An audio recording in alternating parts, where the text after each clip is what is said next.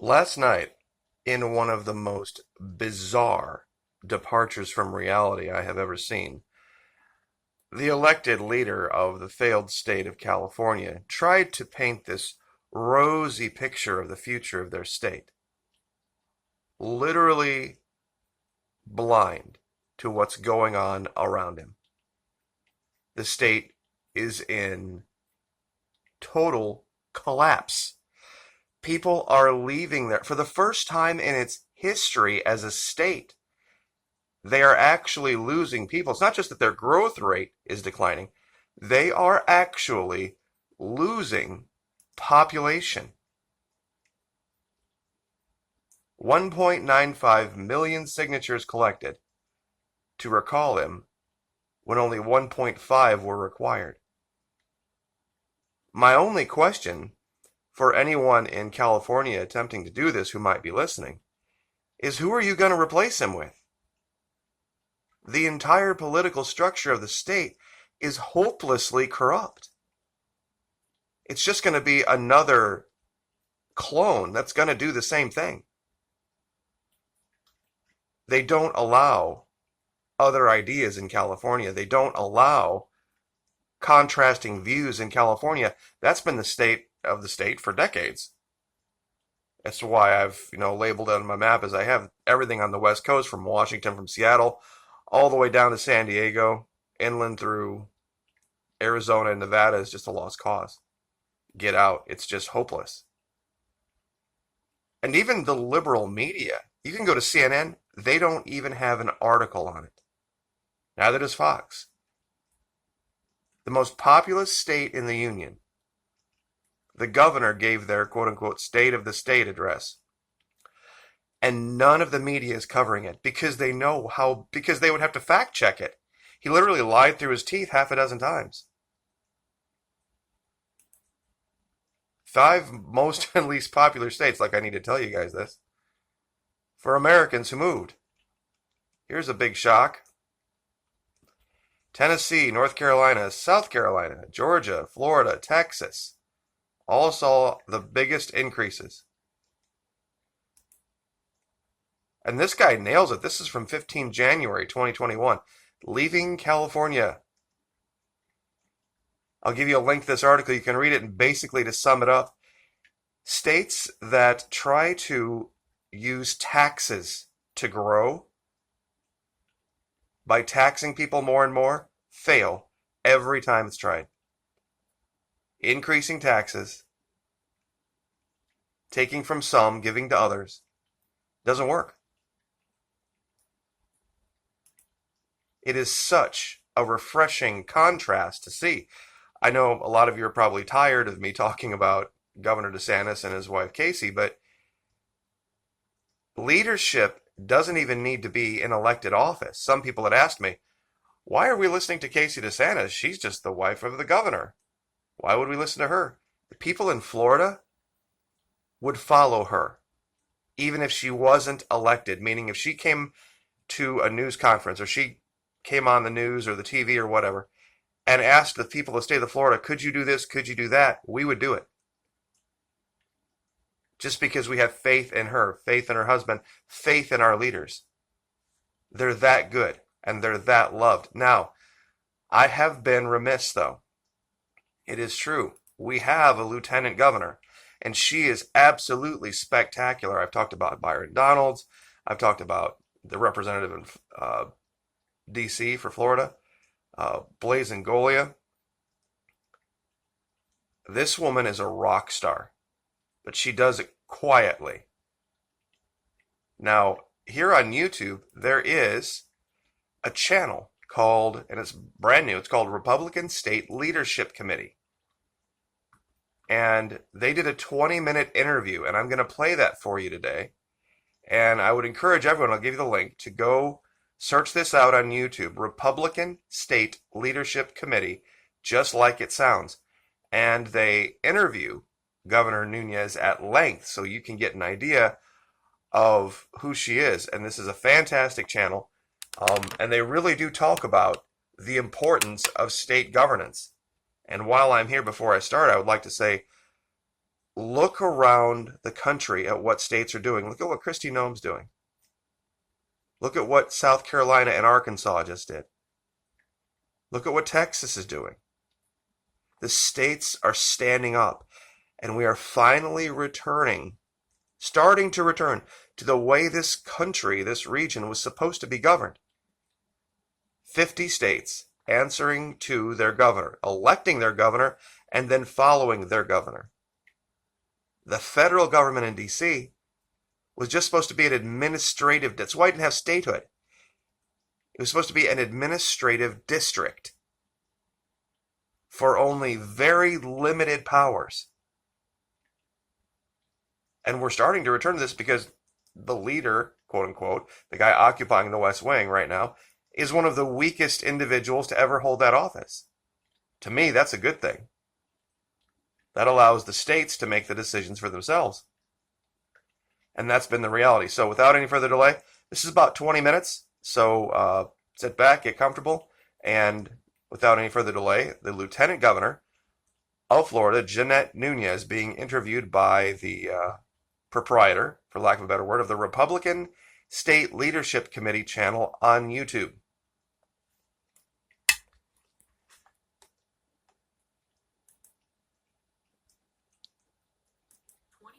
Democrats took full control of Washington, and it will give Democrats control of the Senate. Joe Biden has been elected, but Republicans stood up in the states. There was no blue wave. Democratic down-ballot disasters carried all the way to the state legislatures. Now, we're the last line of defense against the Democrat socialist agenda. The ways we're fighting back are bigger than you think.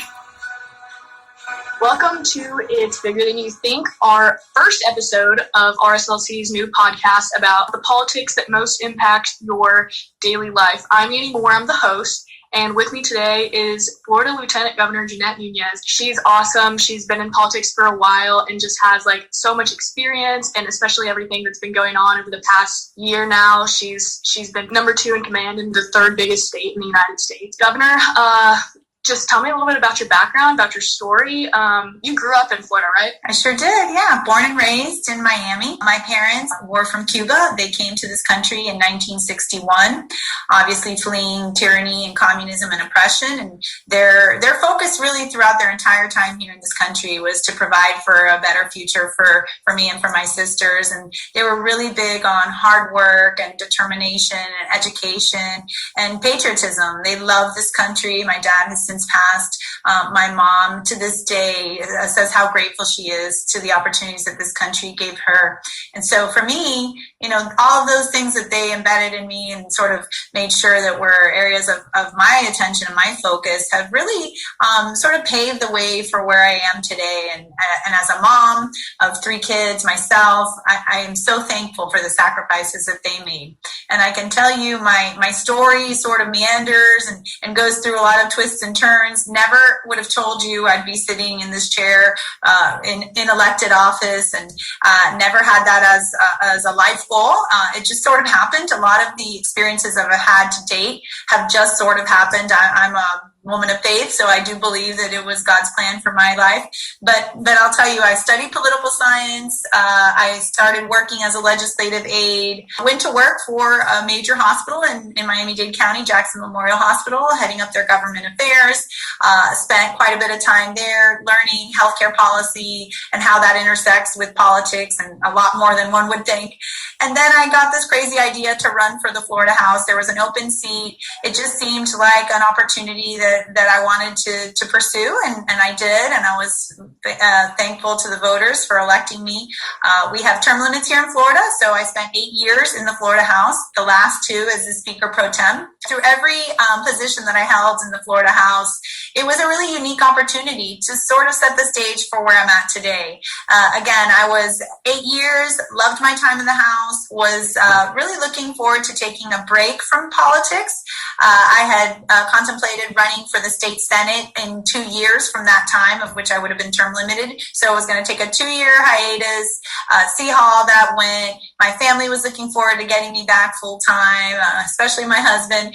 But, I got a call in the summer from a certain congressman at the time, seeing if I was interested in running on the ticket as his running mate. Really wasn't sure that it was the right time for me. Didn't really have a lot of interest in being lieutenant governor at that point. But as I thought about it, as I talked about it with my family, as I prayed about it, eventually I said yes. Jeanette is smart. She's principled. She's been an extremely effective legislator. She's a mother of 3, great career, and I'm just so impressed with all that you've done. And I know you've already brought great energy to the ticket, so thank you for coming aboard. And let's get it done.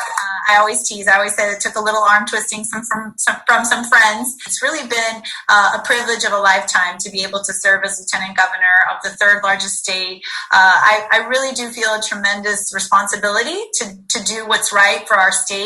And I think the pandemic has put a glaring light on the importance of leadership. And so we're able to look at COVID-19 through the rearview mirror. I think Floridians are going to be glad that they elected Ron DeSantis and Jeanette Nunez. No, yeah, absolutely. I mean, you look at the numbers, and Florida's economy is thriving. People are moving there by the hundreds. They're fleeing these blue states. Florida's a place to go. You guys don't have a state income tax, right? Correct, yes. You don't have a state income tax, like you guys are open. So that is something that I kind of wanted to ask you about is Florida's COVID-19 response. You guys were one of the first states to open. That was a really risky call. Like, it could have gone really well or it could have gone really bad. Now we see that it went really well, but like, what was kind of the thought process there and what made you make that decision? I was actually honored to chair the governor's economic recovery reopen Florida task force. And so what we talked about, if you recall in the early days of the pandemic, those 15 days to slow the spread was really about saving our healthcare system, providing the healthcare heroes that work day in and day out with the necessary tools.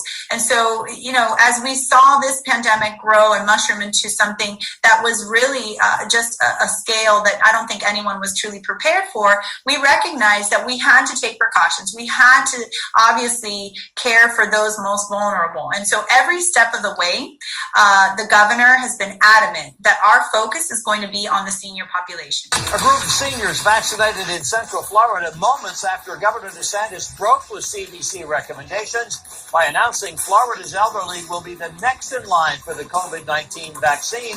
We knew early on they were the ones that would suffer the most severe symptoms, the hospitalizations, the ICUs, the ventilators, and unfortunately the fatalities. So we did everything we could to protect those individuals, making sometimes very difficult and painful decisions like not allowing visitors to go into nursing homes because we knew they could potentially bring in the virus and it would propagate in a manner that would just run through those facilities and clearly have a negative impact. So we made difficult decisions. We protected those most vulnerable, but we also recognized that this crisis was a dual crisis, right? A global health pandemic, but then also an economic crisis. Florida, like almost every other state in the union, saw those unemployment numbers spike in a manner that was just really uncontrollable.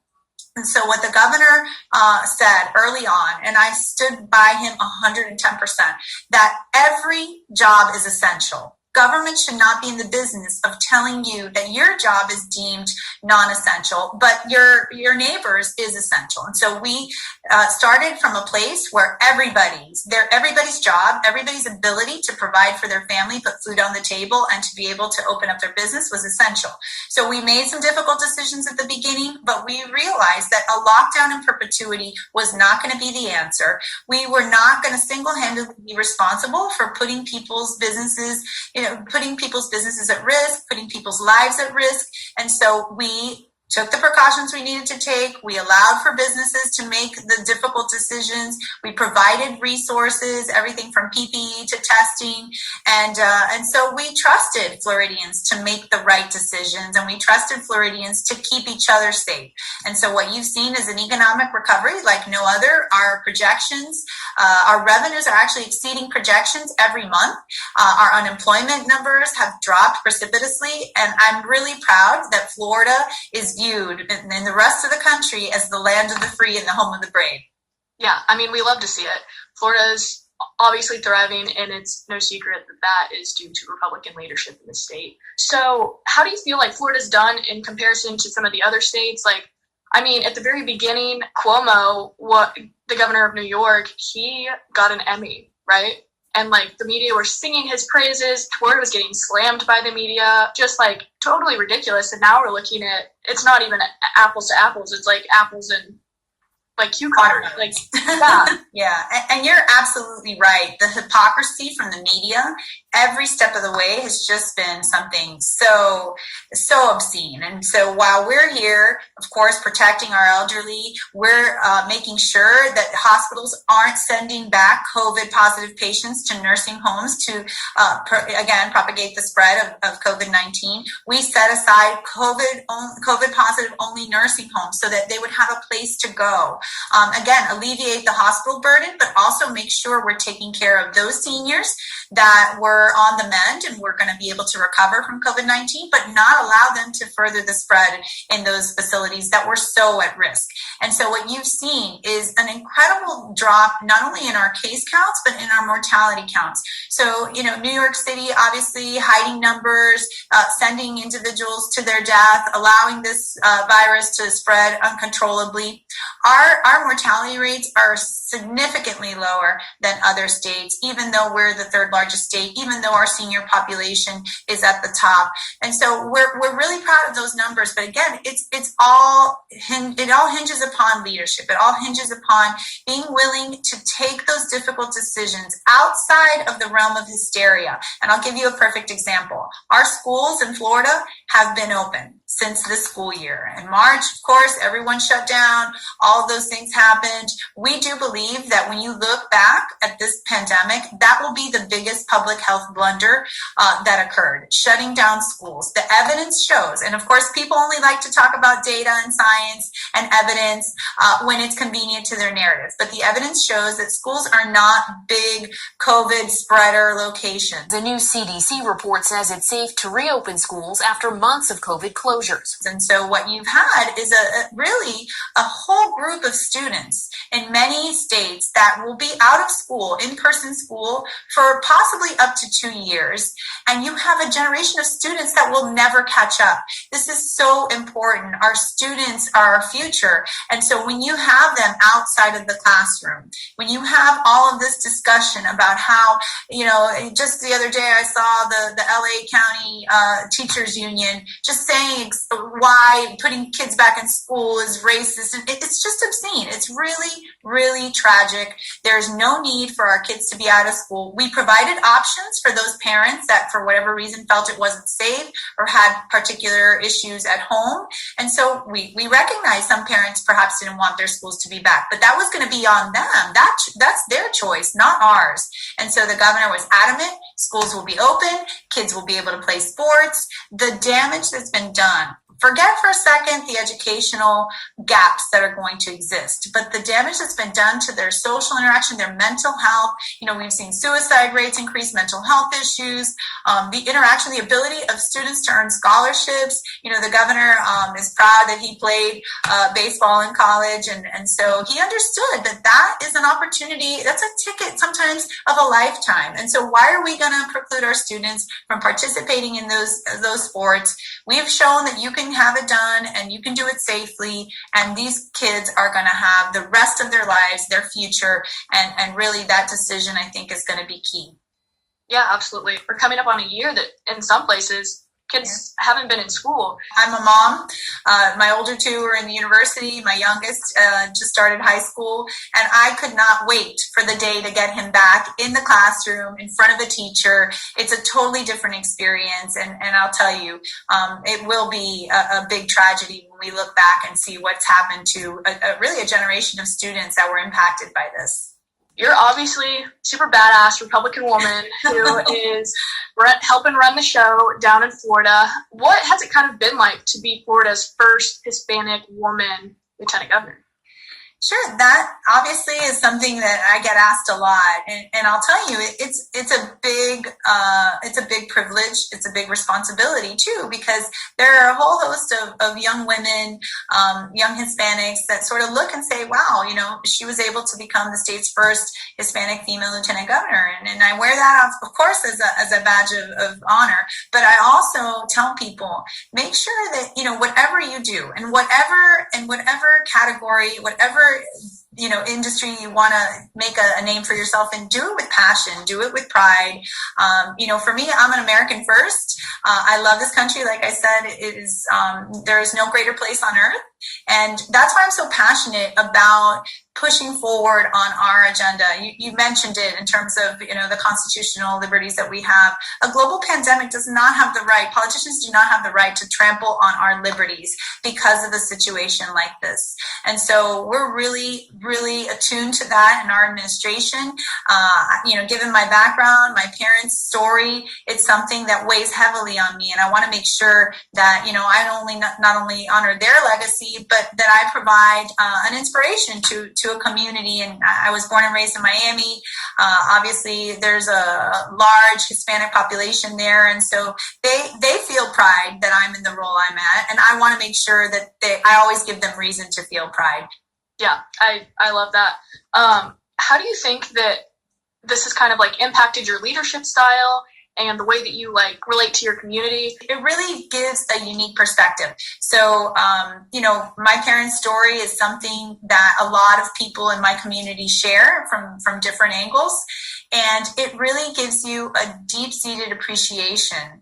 And it really shakes you to your core when you hear some of the horrors of the radical left and what they are talking about in terms of socialism and in terms of some of these very radical positions, this cancel culture, all of these things that they're talking about and they glorify to our youth.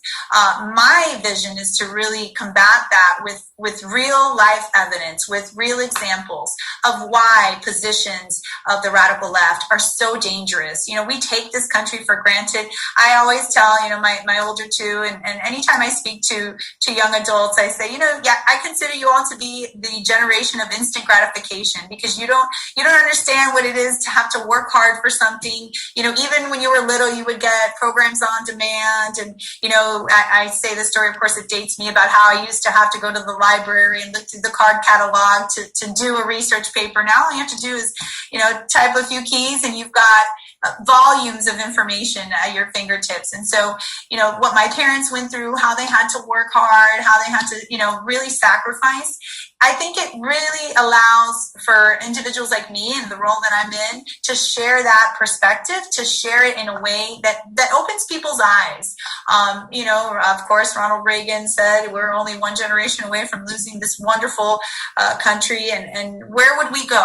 And I talk about that to my kids, and I sort of say it, and I don't know that they really understand the magnitude of the situation. But indeed, where would we go if we lose the special place that is our home here in this great country? And so that's something that I'm really passionate about. I always want to make sure that young adults, even young kids, I feel like they're being indoctrinated at some points throughout our K through 12 system in our universities. There is no longer freedom of thought in our universities. If you are a conservative, you will be shamed, you will be silenced, you will be persecuted, really, and impacted negatively. So that's something that's maybe a topic for another day, but I really do that weighs heavily on me, and it sort of keeps me up at night thinking of the direction that we're going in this country. And we need voices, loud voices, as equally as loud as the other side, to talk about the realities of these radical leftist policies. Yeah, no, absolutely. So what is your favorite thing about Florida? Oh my goodness, it has to be our beautiful beaches, our climate. I don't particularly like cold weather, so whenever I go up to DC or anywhere else, even Tallahassee gets a little cold, but whenever I head up to somewhere that's cold weather, I love it for a few days, but there's nothing like coming back to Florida. From the Florida Keys to the Panhandle, we have such beautiful topography. Our beaches are amazing, our parks, and I really do believe that Florida is the most beautiful state in the country. Of course, I'm biased. I do have a confession. I've only been to Florida once. What? Wow. Where? Which part? I went to Destin for spring break with my sorority. Not a bad location. Beautiful Yeah, there as well. Yeah, we just have so much to offer, theme parks, our beaches, our parks, just a lot of great stuff in Florida. So this is the last question I have for you. What's one piece of advice that you wish you'd known when you first decided to run for office? Wow, it's been a long time, but here's what I'll tell you. Politics is a contact sport. It's not for the faint at heart. It's not for the thin-skinned. I've developed over the years some pretty thick skin. I wish I would have known back then how quickly I needed to develop it in order to just ignore what I call the keyboard cowboys and the horrible things that people like to say about me on Twitter and whatnot. I usually find out, I have a rule. I don't read any comments on any of the social media outlets. So, but my kids do like to inform me when I am being quote unquote roasted on Twitter. So they're like, oh my goodness, what'd you do today? And I'm like, what are you talking about? And they're like, oh, they're saying this. So, I just wish, I wish for a second we would really practice what we preach in terms of civility. A lot of people talk about, bipartisanship and civility and tolerance, but it's only when it's convenient for you. Yeah, I'm sure that's also changed too, because with the evolution of social media, everything. Oh, absolutely. Even from when I first ran, I'll tell you, when I first ran in 2010, the focus of our campaign really didn't have a lot on the digital front. And then by the time I ran my last campaign, we had flipped almost the investments in digital versus, mailers or whatnot. So yeah, for sure, social media is a blessing and a curse. It can provide a great outlet to communicate with voters and individuals, but it's become more of just a bashing and airing your grievance rather than real civilized, thoughtful debate. I get flamed on, I have a TikTok. I have 10,000-ish followers on, and I talk about politics somewhat. The things that people will say to you on the internet just it blows my mind. I'm like, you wouldn't say that to my face, but I just say it on the Exactly. That's why I call them keyboard cowboys. They'll be very brave behind the screen of a computer, but I don't think they'd ever dare to say that to someone, face to face. Yeah, probably not. Just want to thank you so much for coming on here and just sharing some of your thoughts and your experiences. Love that you were able to do this, and want to thank all of the people that are watching this because, this is our first episode and we're just so excited to be talking. I'm honored to be the inaugural. Yes, I'm so. Absolutely an amazing, amazing interview. And that's our second in command, Jeanette Nunez, here in Florida, talking off the cuff for nearly 20 minutes, 25 minutes, about her value system, where she comes from, what she believes. It's stuff like this that's going to defeat the left and their narrative about racism or anything else here in Florida. It's about thinking versus feeling your way through life. And when you spend your life thinking about the decisions you make and what you believe, you can speak off the cuff like this. You don't need a teleprompter like we saw last night. See, emotions don't give you that ability to talk in reality and elucidate the way she did her values. And that's how we win. So anyway, thank you for being here. Thank you for sitting through that. Once again, the channel that is doing that was their inaugural episode. Republican State Leadership Committee. I will give you a link. Absolutely fantastic stuff. And we'll see you later. Like, share, subscribe.